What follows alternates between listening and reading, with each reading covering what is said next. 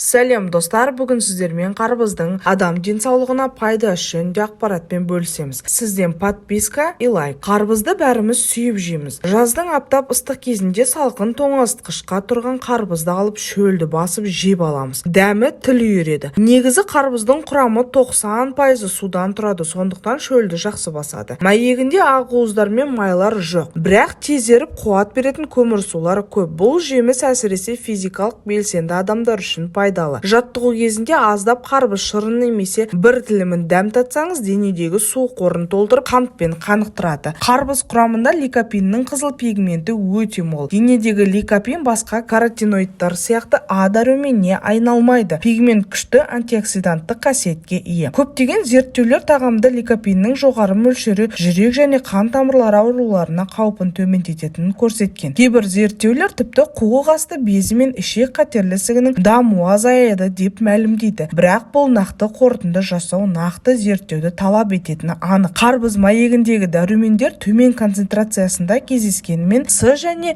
А дәрумендері сондай-ақ минералдарға бай. Онда бұлшықеттерге арналған магний көп. Аталған магний кальцийді сіңіруге көмектеседі. Онсыз сүйектер сынғыш болатыны белгілі. Ал дәнді майекке қарағанда қоректі заттарға қаныққан. Олардың құрамында фолий қышқылы және ПП дәрумені, сонымен қатар фосфор мен магний бар. Сол себепті дәнекті кептіріп немесе қуырып жеген пайдалы. Қарбыз бұл жақсы несеп айдаушы. Дәл осы үшін оны несеп тас ауруы бар адамдарға көп жемегені абзал. Өйткені тастың көбеюіне әкеп соғуы мүмкін. Сондай-ақ жүктіліктің соңғы мерзімінде жүрген әйелдерге мейлінше бас тартуын ұсынамыз. Яғни бұл жағдайда онсыз да дәретханаға жиі баратын жандарды 2 есе жүктіре түспек. Оған қоса 3 жасқа дейінгі кішкентай балаларға қарбызды шама келгенше қарбызды аз берген жөн. Өйткені ең алдымен қарбызды қазіргі таңда өнеркәсіптік өсіруде қолданылатын тыңайтқыштар, нитраттар және тағы да басқа зиянды заттар қолдануға байланысты. Олар сыртқы қабатында көп мөлшерде жиналатындықтан ересектерге де қарбызды қабыршағына дейін жеуге кеңес берілмейді, дейді көптеген мамандар. Бірақ өзіңіздің бау-бақшаңызда өсірген қарбыз болса, ол 100% табиғи, сол үшін шамамен балаға беріп өзіңізде жеуге болады. Қарбыздың іші адамға ас, сырты қабығы малға ас. Ауылда өскен жандар біледі. Қарбыз жеп болып сыртын малға турап беретінбіз. Естеріңізде ме? Сіздермен бірге болған Адам Ән Тағам. Денсаулықтарыңыз мықты болсын.